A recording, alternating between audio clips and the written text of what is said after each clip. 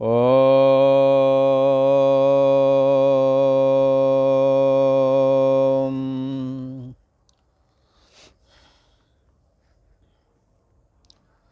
ओम अखंडमंडलाकारं व्याप्तं येन चराचरम् तत्पदं दर्शितं येन तस्मै श्रीगुरवे नमः। योगेश्वर श्री कृष्ण भगवान की जय। ऐं सरस्वत्यै नमः। श्री गंगा देव्यै नमः। पूर्व का प्रसंग एक बार स्मरण करते हैं। भगवान श्री कृष्ण ने कहा, संसार ये एक ऐसा वृक्ष है जिसका अंत भी कभी नहीं आता और रहता भी नहीं है कोई। पहले वाले कोई भी नहीं रह गए हैं, रहता भी कोई नहीं है। जितने भी थे धीरे धीरे करके बचपना से जवानी, जवानी से बुढ़ापा और गोविंदाय नमो नमः बीच में भी हो जाता है। पर पीछे जन्म लेने वाले भी लगे हुए जन्म लेते जा रहे हैं, इसलिए आगे वाले खत्म हो गए, पीछे वाले आ गए, इसलिए अंत भी होता है। अंत होने पर भी भरा इसलिए रहता है क्योंकि जन्म हो जाता है। ये संसार रूप वृक्ष की कुछ ऐसी ही रीति है, विषयों के द्वारा ये बढ़ता है। राग द्वेष से ये संसार हमेशा बढ़ता है, काम क्रोध आदि से बढ़ जाता है। और बहुत क्या कहें, भगवान की भक्ति किए बगैर ये संसार बढ़ता ही रहता है। साधन भजन तपस्या करने से संसार का तब अंत आता है जब वो साधन भजन तपस्या ब्रह्मण्याधाय कर्माणि संगम त्यक्त्वा करोति या। जब ये तपस्या है, व्रत उपवास आदि हैं, शुभ कर्म हैं, धर्म कर्म यज्ञ दान तप आदि हैं, भगवान का साधन भजन स्वाध्याय, ये सारे के सारे जब भगवद अर्पण बुद्धि से किए जाते हैं, भगवान को अर्पण करके किए जाते हैं, तो फिर क्या होता है कि ये कर्म जो है विषयों से वैराग करा देते हैं। वैराग करा देना मतलब असंग करा देना। अब घर में ही रहते हैं, घर में किसी से अब कोई रुचि नहीं रह गई है, न पत्नी से न बच्चों से, ऐसे लोग भी मिलेंगे। तो ये क्या है, ये असंगता है कि रहते तो हैं सबके बीच में, काम भी करते हैं पर जुड़े किसी से नहीं। भगवान श्री कृष्ण ने कहा, इस संसार को यदि खत्म करना है, इसका अंत करना है। अंत करने का मतलब इससे यदि निकलना है, और निकलने का मतलब परमात्मा में जब जीव लीन हो जाता है तब ही निकलता है। तो परमात्मा की प्राप्ति ही संसार का अंत है, ऐसा समझना चाहिए। जैसे कोई लहर अपना अंत करना चाहती है, लहर तरंग फैन बुदबुदे आदि जो पानी में जो ये इन्हों का ये जो संसार है ना, लहर तरंग फैन बुदबुदे भंवर आदि का, भी इनसे पानी अलग कैसे होवे, वो लहर कैसे अलग होवे। तो अलग होने का मतलब पानी बन जाए तो अलग ही है। और विचार के द्वारा जब मैं अष्टो मात्र हूँ ऐसा जब धारण किया जाता है तो सब पानी ही रह जाता, लहर नाम की कोई वस्तु नहीं रहती। ऐसे ये जग हरि का रूप है, इसमें सब में परमात्मा समाया हुआ है, सो प्रभ और नहीं। वो परमात्मा कोई दूसरा नहीं, आपकी बुद्धि देश का जो साक्षी है, जो आत्मा है, तद ब्रह्म, यही ब्रह्म है, यही आत्मा, इसी को आत्मा बोलते हैं। यही माया में स्थित होता है तब ईश्वर कहलाता है, और जब मन में स्थित होता है तो जीव कहलाता है। ईश्वर को एको हम का अभिमान होता है, और जीव को एक परछिन्न दे 3.5 हाथ के आकार में मैं बुद्धि करके परछिन्न व्यक्तित्वपना रूप अहम अस्मि करके ऐसा जीव के अंदर स्फुरित होता है। ये परम ब्रह्म परमात्मा ही जीव और ईश्वर तथा जगत के रूप में परिवर्तित हुआ है। ठीक ऐसे ही जैसे H2O मात्र पानी ही लहर, तरंग, फेन, बुदबुदे के रूप में परिवर्तित होता है, पर परिवर्तित होने के बाद में भी H2O मात्र पानी में कोई फर्क नहीं पड़ता है। जैसे उसी प्रकार से इस परम ब्रह्म परमात्मा के जगत के रूप में बनने पर भी परमात्मा का सत्ता मात्र जो स्वरूप है, जो अंतर्यामी स्वरूप है, उसका सदा रहना, अपना सदा चैतन्यता और सदा प्रियता में कोई फर्क नहीं पड़ता। इसलिए यही विद जग हरि आश्रित रही। जैसे H2O मात्र पानी में कोई तब्दीली ना आकर के लहर, तरंग, फेन, बुदबुदा रूप हो जाता है, ऐसे ही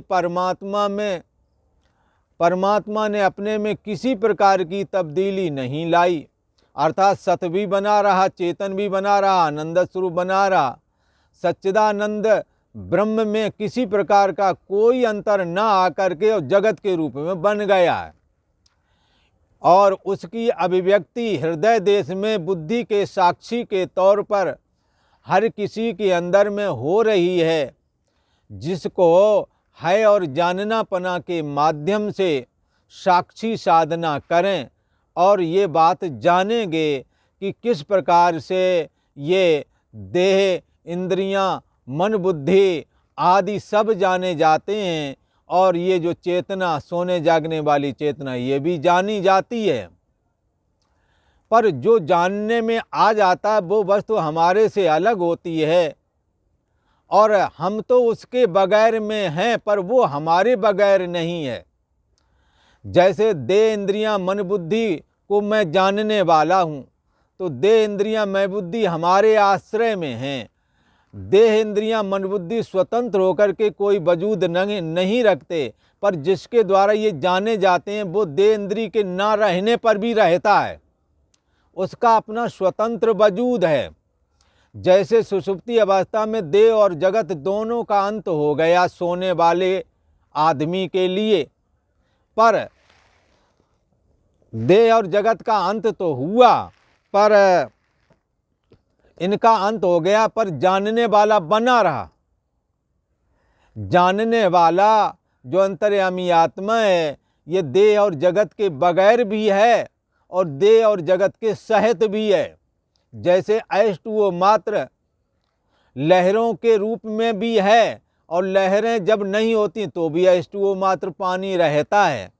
तो जैसे पानी ने कोई तब्दीली न ला कर के लहर आदि के रूप में दिखने लगा, ऐसे ही परमात्मा ने अपने सत्तात्मक स्थिति में कोई परिवर्तन नहीं किया और देह और जगत के रूप में दिखने लगा। यही विद जग हरि आश्रित रही। ये जो परमात्मा, इसी को भगवान श्री हरि कहते हैं। इस प्रकार से भगवान श्री हरि जो कि अंतर्यामी आत्मा के रूप में बुद्धि देश के साक्षी में, साक्षी भाव में हमारे अंदर विद्यमान हैं, उनके आश्रय में ये जगत इस प्रकार से उत्पन्न और लीन होता रहता है।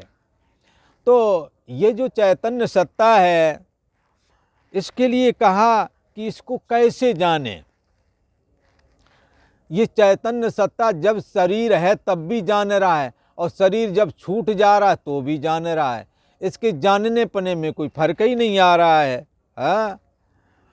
और जब ये विषयों को भोगता है तब भी ये सदा रहता है। इसका अभाव कहाँ हो रहा है, ये तो देखो।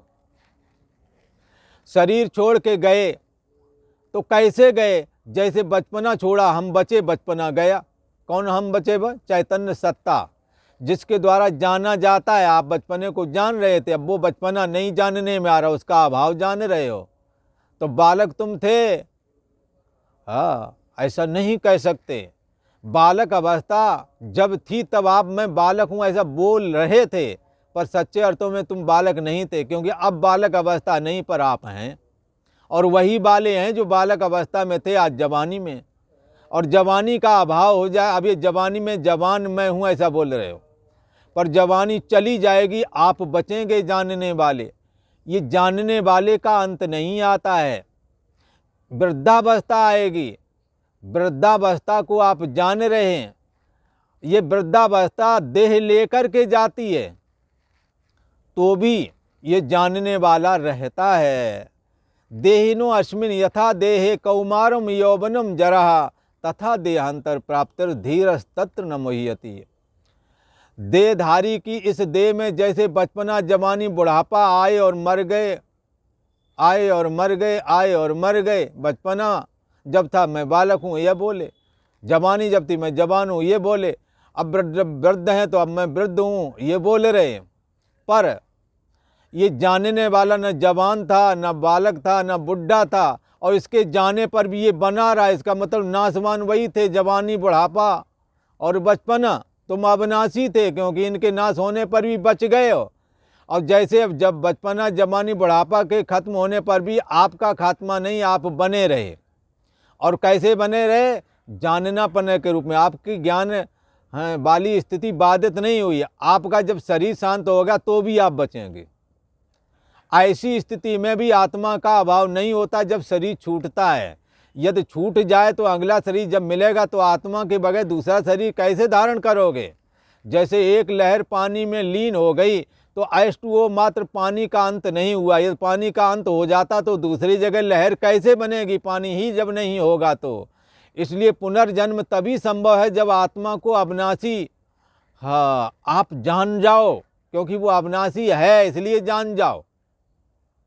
भगवान श्री कृष्ण कहते हैं कि शरीर को छोड़ करके जाते हुए शरीर में जब स्थित हो तब, अब ये शरीर है और आप शरीर को जान रहे, इंद्रियों को जान रहे, मन को जान रहे, बुद्धि को जान रहे, और सोने जागने वाली चेतना अभी ये जान रही है। बाद में जब निद्रा आ जाती है तो कुछ भी ना जाने, इस ना जानने को भी जान रहे हो। तो शरीर की वर्तमान स्थिति में भी आपका अभाव नहीं है, मरने के समय में भी अभाव नहीं है। और जब गुणों का भोग, जब शब्द स्पर्श रूप रस गंध का भोग कर रहे हो, जब भोक्ता बने हुए हो, जब भोग विलास में लगे हुए हो, तो कैसे बने हुए? ये अंतर्यामी आत्मा जो है बुद्धि के थ्रू, मन के माध्यम से, इंद्रिय के द्वारा देह और जगत के रूप में होकर के विषयों को भोगता है। तो ऐसी परिस्थिति में भी आप पहले से विद्यमान है। अगर विद्यमान न हो तो विषयों को कैसे भोगोगे? जो सुख तुम्हें प्राप्त हो रहा है ये अंतर्यामी आत्मा का ही है। स्त्री को पुरुष से सुख मिलना, पुरुष को स्त्री से सुख मिलना, और बहुत बिछड़े हुए अपने बेटे से जब बाप मातारी मिलते हैं उन्हें जो सुख मिलता है, इसी प्रकार और भी बहुत सारी प्रियता वाली जगह में जो सुख प्राप्त होता है ये अंतर्यामी आत्मा का ही प्रतिबिंब होता है। जैसे उदाहरण के लिए आपके मुख का प्रतिबिंब दर्पण में पड़ता है, पर दर्पण हिल रहा है तो आपका चेहरा नहीं दिखता है। हाँ, ऐसे ही यहाँ मन रूपी दर्पण है, उसमें चैतन्य सत्ता आनंद स्वरूप आत्मा, हाँ, का प्रतिबिंब जब मन में पड़ता है तो मन वहाँ हिल रहा है, कभी राग में जाता, कभी द्वेष में जाता, कभी काम में, क्रोध, लोभ, मोह आदि में घूम रहा है, कभी स्थिर होता ही नहीं है। पर कभी कभार जब स्थित हो गया, हाँ, कब हो गया? जब मन को एकाग्र होना पड़ा। स्त्री पुरुष के आपस के मिलन के समय में, प्रिय वस्तु के वियोग हो जाने पर जब वो मिलती है, उस समय में जब वृत्ति एकाग्र होती है, उस एकाग्र वृत्ति में आनंद स्वरूप आत्मा का ही निर्विकल्प आनंद प्राप्त होता है। इसलिए बहुत समय का बिछड़ा हुआ जब किसी का बेटा मिलता है तो माँ बाप को ऐसा सुख मिलता है जैसे किसी को समाधि में मिल जाए। तो कुछ समय के लिए वृत्ति जब रुकती है उसमें अंतर्यामी आत्मा प्रतिबिंबित हो जाता है और एक निर्विकल्प सा आनंद प्राप्त होता है। तो ये क्या है, ये अंतर्यामी आत्मा का ही आनंद है। तो विषयों के भोगते समय सुंदर भोजन मिल गया, भूख लगी हुई थी, सुंदर भोजन मिल गया, खा लिया, हाँ लगता आनंद हो गया। इसी प्रकार रहने की कहीं जुगाड़ नहीं लग रही थी, परदेश में थे, बढ़िया कमरा मिल गया, लगता है बहुत बढ़िया हो गया, खुश हो गए। पर वहीं हमेशा रहना पड़ जाए तो नहीं रह पाओगे। रात गुजारनी थी, कहीं जगह नहीं मिल रही थी, इसलिए मिल गया, बढ़िया हो गया। तीर्थ यात्रा में आते हैं लोग, तरह तरह की आवश्यकताएं पड़ती हैं, हाँ तो जब मिल जाता है तो उन्हें थोड़ी तसल्ली होती है। उस समय जो सुख मिलता है वो आपके अंतर्यामी आत्मा का ही प्रतिबिंब आपकी एकाग्र मन में झलकता है, लगता है विषय से आनंद आया, स्त्री को पुरुष से, पुरुष को स्त्री से आया, या बेटे से आया, या धन नहीं था वो धन अब हमने कमाने लगे, अब उससे ये है। इस तरह से विषय से सुख आ रहा है ऐसा लगता है, जबकि विषय से सुख नहीं आ रहा, सुख आ रहा है तुम्हारे से। जैसे कुत्ता सूखी हड्डियों को चबाता है, पर सूखी हड्डियों को चबाता है तो उसके ही मसूड़ों का ब्लड निकलता है, और कुत्ते को लगता है हमें ये टेस्ट जो है हड्डियों से आ रहा है, जबकि उसका ही अपना, उसका ब्लड का ही उसे टेस्ट मिलता है। इसी प्रकार से बंधुओं, हमें जो विषयों में सुख प्राप्त होता है वो भी अंतर्यामी आत्मा का ही निज प्रतिबिंब आनंद हो करके, सुखाकार वृत्ति हो करके अभिव्यक्त होता है, ऐसा समझना चाहिए। किसी भी परिस्थिति में अंतर्यामी आत्मा का अभाव नहीं हो रहा है। चाहे वो शरीर की स्थिति काल में देखें तो भी अंतर्यामी आत्मा मौजूद है, चाहे विषयों के भोगने समय देखें तो भी अंतर्यामी आत्मा मौजूद है, और चाहे इस शरीर के छोड़ते समय की स्थिति को देखें तो भी अंतर्यामी आत्मा सदा विद्यमान है। ये रहस्य जो है विमूढ़ा नान पश्यन्ति। ये जो मूढ़ लोग हैं, कौन मूढ़ लोग हैं? यहाँ मूढ़ लोगों को अच्छी तरह से समझ लो। यहाँ कहते हैं माने मातु पिता नहीं देवा, जो माता पिता और देवताओं का आदर नहीं करते। देवता लोग कौन है? जो तुम्हारे पूजनीय हैं, वो देव हैं तुम्हारे यहाँ के, जो पूजनीय, बड़े भाई बंधु, मान्य मना, बहन बहनोई आदि, जीजा आदि, जो जिनका जहाँ विवाह करके ये मान्य पक्ष कहे जाती है, पूजनीय है, इन्हों का सत्कार करना चाहिए। माने मात पिता नहीं देवा, न माता को मानते न पिता को मानते, जब देखो झिड़कते रहते हो। और सज्जन पुरुष जो हैं उनकी सेवा करना चाहिए, पर साधुन सन करवावें सेवा, उनसे भी सेवा की अपेक्षा रखते हैं। आ जाए तो महाराज यहाँ एक बार आए आश्रम में, और सभी लोग अपने अपने साधन भजन आदि के लिए अपना अपना कार्य संपादन कर रहे थे कि उसी समय आए, बोले महाराज, महाराज बोले हाँ, बोले यहाँ कोई मनोरंजन का कोई साधन है? अब ये मनोरंजन का साधन हम उपलब्ध कराएं, या तुम्हें धर्म कर्म के लिए, भगवान की भक्ति के लिए आए हो? तो उनका ऊपर सर पे वो छत पे चढ़ जाओ, कूद जाओ, मनोरंजन हो जाएगा तेरा। हर जगह मनोरंजन की खोज करते हो, अरे यहाँ आए हो तो भगवान का कुछ नाम स्मरण करो, है? तो इसलिए जिनके ये आचरण भवानी, ते सब जानो निश्चर प्राणी, जो इस तरह के लोग हैं वो मूढ़ बुद्धि कहलाते हैं। जो स्वार्थ से प्रेरित होकर के ही सारे कर्म करते हैं, जिनका मन राग और द्वेष से दूषित है, जो संसार में रचे पचे हैं और विषय वस्तु आहार निद्रा मैथुनम आदि इसी को ही प्राथमिकता देते हैं, और दूसरा नान्या और कोई दूसरी वस्तु इसके अलावा और दूसरी कोई सुखकारी वस्तु नहीं है, इतना ही है बस। नान वस्तीदवादिनः, ये जितना भी संसार है बस इतना, ये खाओ पियो मौज करो, मस्त रहो। अपरस्परम संभूता किमन्यत काम है तुकम, आपस में स्त्री पुरुष के संयोग से दुनिया बन रही है, कहाँ का ईश्वर, कैसा ईश्वर?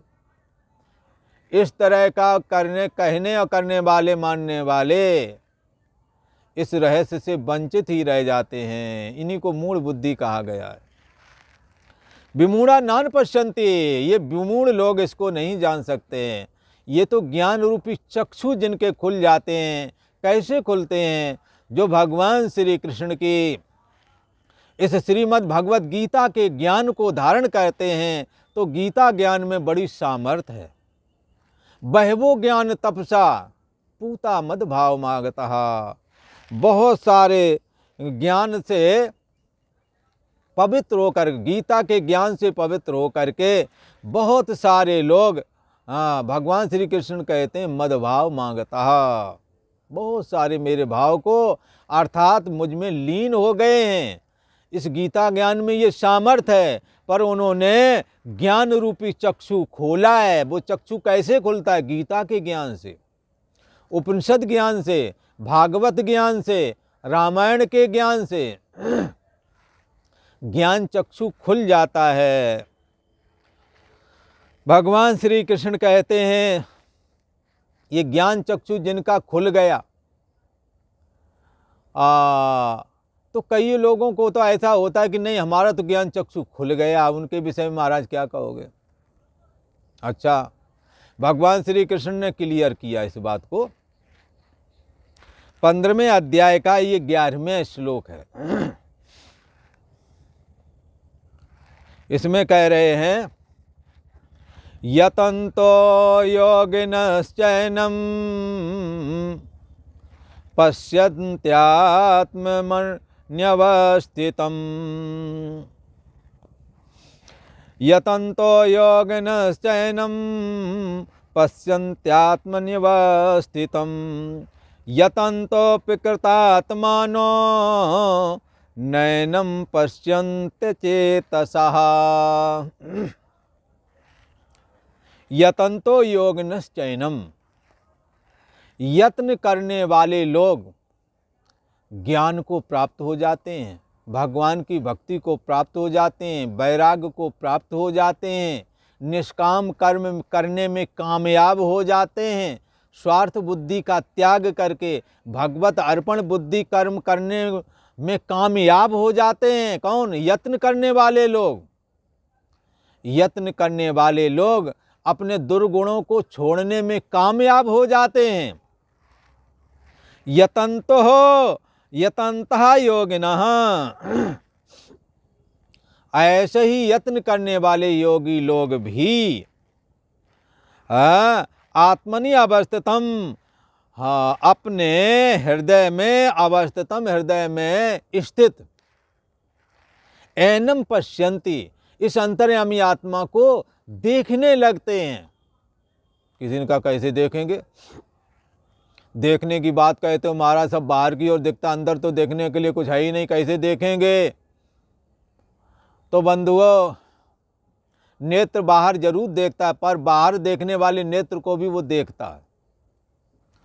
इसलिए देखने, एक बार पूज्य महाराज जी ध्यान करा रहे थे, गुरु महाराज, तो वो कह रहे थे हाँ भाई, ध्यान करने के लिए जब बैठ गए, कहने लगे अपने को जानो, और पहले देह को, जगत को जान रहे हो तो जगत को जानते हुए पीछे आ जाओ, देह को अब जानो।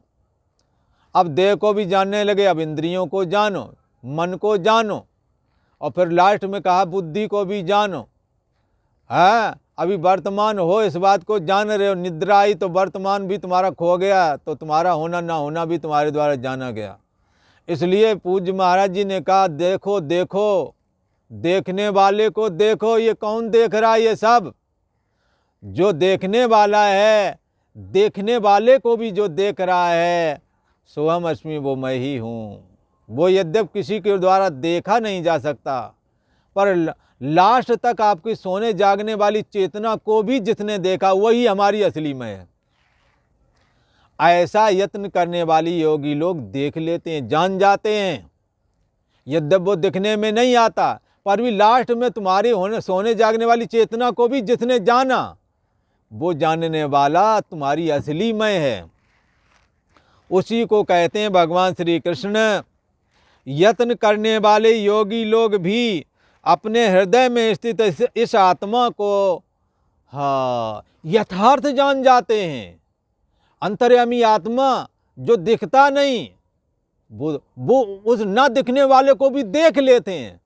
आ माने नहीं, लख माने जो दिखने में ना आए, लख माने दिखना, आ माने नहीं, जो नहीं दिखता है। कौन है वो? अंतर्यामी आत्मा, वो सबको देखता है। उसको कौन देखे? एनेदम सर्वम विजानियात तम केन विजानियात विज्ञाता मरे केन विजानियात। अरे जिसके द्वारा तुम सबको जानते हो, हाँ, बुद्धि को जानते हो, मन को जानते हो, इंद्रियों को जानते हो, देह और जगत को जानते हो, उस जानने वाले को किसके द्वारा जानोगे?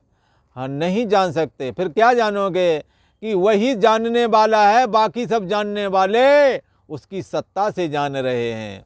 जैसे देखने वाली तो आँख है, आँख, पर ये ऐनक तो आँख के माध्यम से जानता है। ऐनक में रूप देखने की सामर्थ्य नहीं है, रूप देखने की सामर्थ्य तो आँख में ही है। पर ऐनक देख रहा है ऐसा कोई यदि बोले, चश्मा देख रहा है ऐसा कोई बोले तो ठीक ही है, वो देख रहा है, पर सच्चे अर्थों में चश्मा स्वतंत्र होकर के, आंख से स्वतंत्र होकर के नहीं देखता, अपितु आंख ही चश्मे के माध्यम से देखता है। ऐसे ही बुद्धि देश का साक्षी आत्मा ही बुद्धि के थ्रू, मन के माध्यम से, इंद्रिय के द्वारा देह और जगत को जान रहा है।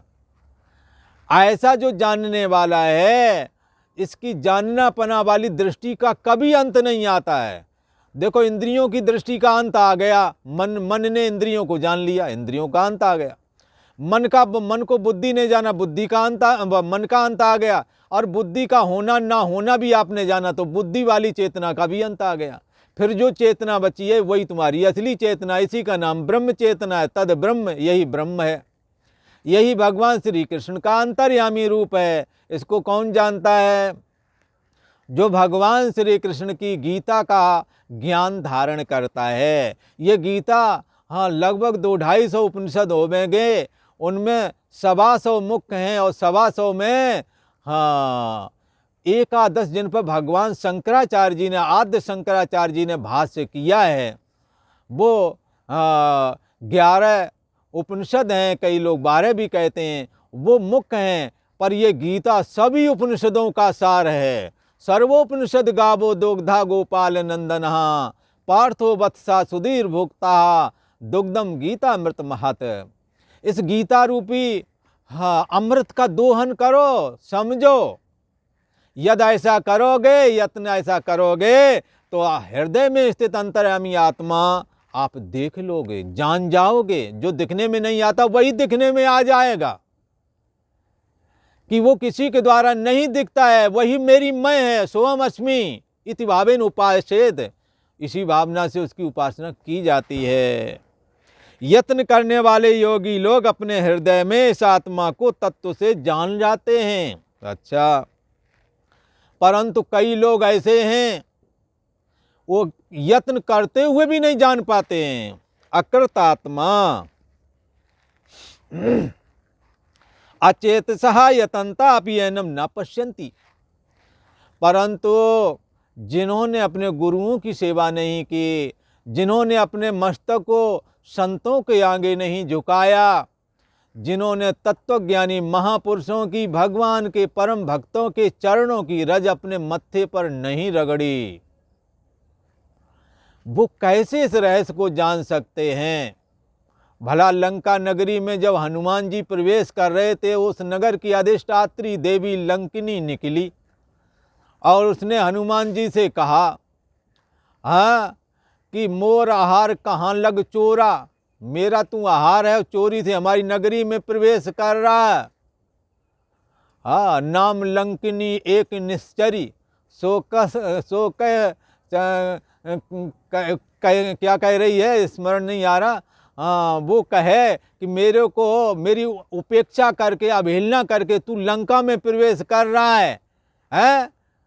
जब लंका जैसी राक्षसों की नगरी में भी लंका की अधिष्ठात्री देवी नहीं घुसने देती है, तो इस अंतर्यामी परम ब्रह्म परमात्मा में प्रवेश करने के लिए तुम उनके भजन किए बगैर ही चले जाओगे क्या? उनके संत, परमात्मा के परम विरक्त संतों की सेवा किए बगैर जिन्हों को भगवान ने कहा संत हमारी चलती हुई मूर्ति है, उन संतों का उपदेश सुने बगैर, उन संतों की सेवा किए बगैर आप मुक्ति नगर जो ये परम ब्रह्म परमात्मा है उसमें प्रवेश नहीं कर सकते। भगवान श्री कृष्ण ने कहा स्थिर हमारी मूर्ति मंदिर में रहती है, पर चलती फिरती मूर्ति तो हमारे ये साधु संत हैं, जिन्हें धर्म न अर्थ न काम रुचि गति न चाहे निर्वाण। इन्हें धर्म अर्थ काम कुछ भी नहीं चाहिए, ये तो कहते हैं जन्म जन्म रति राम पद। हाँ, भगवान से अकारण प्रेम करते हैं, निस्वार्थ भाव से प्रेम करते हैं। ऐसे संतों की कृपा के बगैर कोई भी इस संसार सागर से पार नहीं हो सकता। इसलिए यदि तुमने ये ज्ञान जानना है तो ऐसे संतों को गुरु मूर्ति समझ करके इनके शब्दों को मंत्र की तरह धारण करो। पर यदि वो संत होवेंगे तो निश्चय ही गीता और भागवत और रामायण के अनुसार, उपनिषद के अनुसार, वेद के अनुसार कहते होवेंगे। पर गीता भागवत और रामायण आदि जो हमारे वेद के अनुकूल ये सब ग्रंथ हैं, इनके अनुसार जो नहीं कहता और कुछ अलग रास्ते की ऊट पटांग कह रहा है, तो भले ही वो लाल कपड़े में क्यों ना हो, आप उनकी बात नहीं मानना। क्योंकि मुक्ति के लिए और सफ़ेद कपड़ों में, पैंट कमीज में, धोती कुर्ता में क्यों ना हो, और गीता की बात कहे, भागवत की बात कहे, वेदों की बात कहे, प्रमाण सहित करे, युक्ति के द्वारा उसे सिद्ध करके दिखाए, उसकी बात जरूर मानना, क्योंकि वो तुम्हारा हितैषी है। इसलिए गुरु सुसयः विद्या, ये अध्यात्म विद्या, ये दुर्लभ ब्रह्म ज्ञान गुरु की सेवा से प्राप्त होता है, संतों की सेवा से प्राप्त होता है। जब आप श्रद्धा भक्ति पूर्वक सेवा करोगे तो उनके मुख से ये दुर्लभ ब्रह्म ज्ञान, भगवान की दुर्लभ भक्ति का कथन भी आपको सुनने को मिलेगा, जिससे जीवन धन धन हो जाएगा, कृत कृत हो जाएगा। पर जिन्होंने भगवान का नाम स्मरण नहीं किया, भगवान के प्रिय भक्त संतों की सेवा नहीं की है, वो अकृत उपासक कहे जाते हैं। उन्होंने उपासना नहीं की ऐसा कहा जाता है। और ऐसे अकृत उपासक बुद्धिमान कई बहुत होते हैं, तार्किक बहुत होते हैं, पर तर्क और बुद्धिमत्ता उन्हें परमात्मा की प्राप्ति नहीं करा सकती है। क्यों नहीं करा सकती है? उसमें एक जगह साफ कहा है, मति न लख है जय मत लख है। बुद्धि उसको नहीं प्राप्त कर सकती, वो बुद्धि को जानने वाला है, बुद्धि उसे नहीं जान सकती। इसलिए मति न लख है, उस परमात्मा को बुद्धि नहीं जान पाती, पर बुद्धि को वो जानता है। उस बुद्धि के द्वारा तार्किक बन करके, बुद्धिमान बन करके तुम परमात्मा को प्राप्त करना चाहते हो, संभव नहीं है। इसलिए श्रद्धा भक्ति पूर्वक गुरुओं की, संतों की सेवा करके, संतों से भक्ति और दुर्लभ गीता का ज्ञान प्राप्त करें तो निश्चय ही ये भगवान श्री कृष्ण की कही हुई बात कि वो अंतर्यामी आत्मा हृदय देश में, उसका अभाव कभी नहीं होता, वो सदा जानता रहता है, उसका वो अविनाशी है, उसका कभी अभाव नहीं होता, वो तुम ही हो। तुम्हारा परिचिन व्यक्तित्व पनारूप जीव ये एक काल्पनिक है, इसको हटाओ और अपने जीवात्मा रूप मन को आत्मा में स्थापित करके फिर देह और जगत की सत्यता बिल्कुल हृदय में नहीं आने देना। न किंचिदप चिंतित, फिर विषय भोगों का बिल्कुल चिंतन नहीं करना, न संसार की सत्यता का चिंतन करना है, ये है ही नहीं, ये काल्पनिक है। ऐसा करके ब्रह्मलीन हो जाता है ये जीव। पर जो भगवान की सेवा शुश्रूषा भक्ति आदि करते हैं उनको कृत उपासक कहते हैं। अकृत उपासक के लिए सुनते हुए समझते हुए भी वो न सुन पाते हैं न समझ पाते हैं। इसी को कहते हैं अकृत आत्मा, जिन्होंने अपने अंतःकरण को भगवान की भक्ति करके, सेवा करके, संतों की सेवा आदि करके जिन्होंने अपने अंतःकरण को शुद्ध नहीं बनाया, जिन्होंने अपने बुजुर्ग माता पिता की सेवा नहीं की, जिन्होंने अपने मान पक्षों वाले लोगों का आदर नहीं किया, जो किसी को आने पर प्रणाम नमस्कार भी नहीं बोलते हैं, ऐसे अकृत उपासक कहे जाते हैं।